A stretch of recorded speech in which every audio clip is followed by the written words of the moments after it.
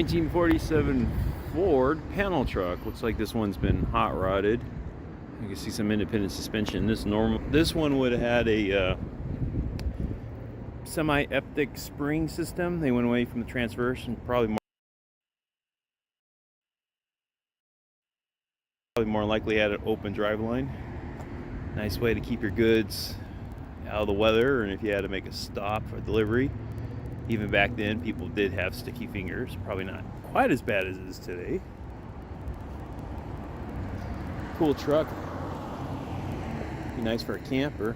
Since I live at my job, it'd be probably actually useful for me.